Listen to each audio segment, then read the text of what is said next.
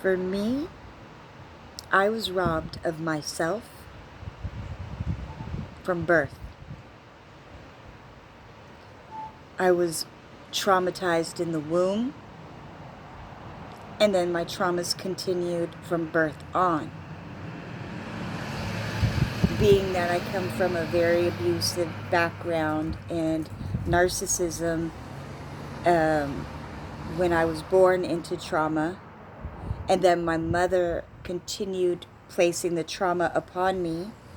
As a very small child, by the time I could think and form thought, my mother had already conditioned me with all of her baggage to believe that it was my fault and that I had to carry that. So, from a very, very young age, I had the feeling that I had to care for others. I could never say what I wanted for fear that it might trigger that person. For instance, I learned very young with my mother, because she had a lot of situations, I don't want to get into that, that due to her mental state from drugs and other things, the abuses to me weren't good. Now, a narcissist sometimes actually even gets enjoyment out of punishing a child. I don't know why, but they do. I don't get it. It's like they get some sadistic pleasure from it. Sometimes you could watch a narcissist's face and you could see them morph and you could see the evil joy that they get out of it. You could see it in people's eyes, even if they're smiling at you and looking at you. If you're paying attention and you watch the shape of their eyes and the asterisms and how things change, and if you have the Holy Spirit, you could see. Plus, if you know the alignment of the stars, that helps too. And if you know the numbers, that helps too.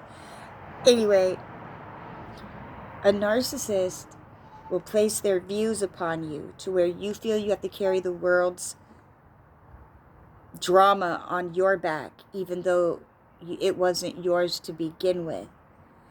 So you don't have a chance to develop your own personality growing up. You have to carefully tiptoe around the abusive people in your life on what you say, how you behave, the looks you give.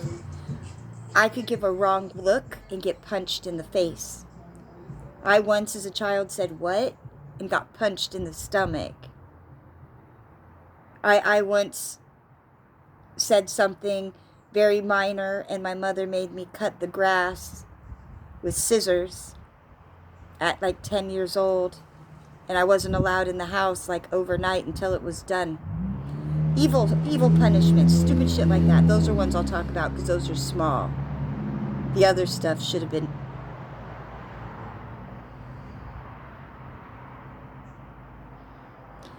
One time, I can recall an incident, this was totally out of the blue, no reason. I was coming from school, walking down Oak Grove.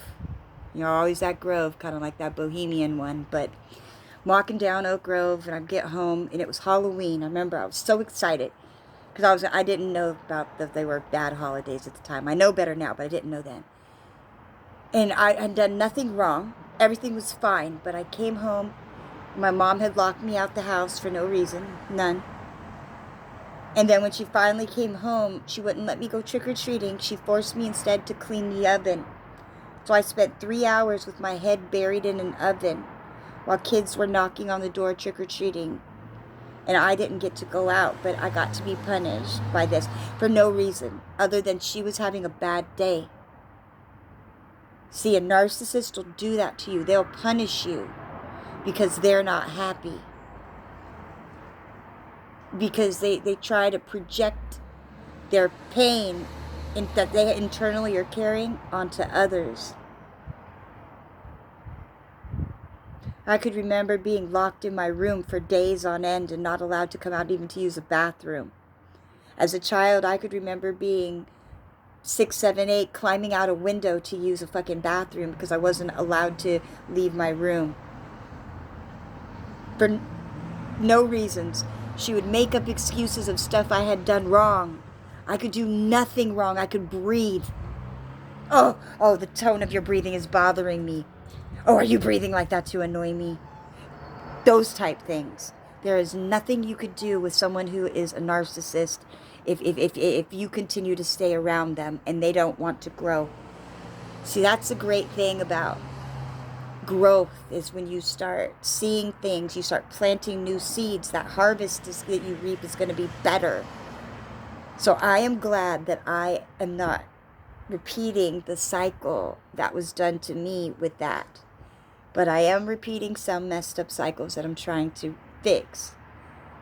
Because although I love my children with my everything, I haven't provided the mental the stability, the living stability, because my mental state has been so clouded, and because my depression has been so debilitating, that because of all the targeting and stalking, and that's just low level. There's more. Boy. But we'll keep it at 0.5%, so this video will do. Never mind. You know what? Let's change the subject. Healing is what's important. Because you don't want to be insane, right? We don't want to do the same thing over and over.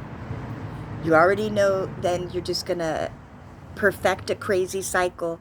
Are you trying to be the master of insanity? Keep doing the same thing over and over if that's what you're trying to do. Just like Mercury rising, you know, the moon, the alignment of the stars and all that with Mercury. And now if you know Mercury, you'll know in the Mad Hatter, like Alice in Wonderland. You know, what was wrong with the Mad Hatter? He had mercury poisoning. What did mercury poisoning come from, and what did it cause? Mental instability and insanity. So check yourself. Don't let your mercury rise, you know? Balance. Balance. So I am learning to balance my own self. See, I'm getting over the emotional part and the traumas and the things that have happened. Now I got to deal with, okay, how do I get stable? See, because I want to break chains. I don't want to continue the same old family cycles of abuse. See, I want to break that. I don't want my children to repeat those, so I do better. And then I would think that my children will do the same thing with theirs. They'll continue to do better. You know, you raise them the way you want them to go, you know, so, and then they continue these cycles. So create better cycles. Break old patterns. And when you start feeling depressed, think of where that's coming from. It's okay to explore those emotions. It hurts to tear through. See, because when you have a fragmented personality and you start to tear through the veil and see the traumas, it hurts. It hurts. But then you get through the mental blocks. You see what happened, and you remember that happened then, not now.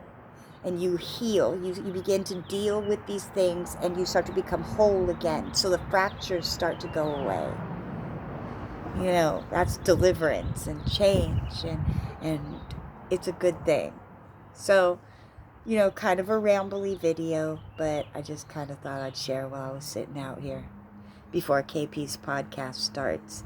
What time is it? Because let me see. Oh, yeah, 10 minutes. Because his podcast starts in 10 minutes, which I love. I really love KP, his podcast, because his focus is so much. I love the music. I love it.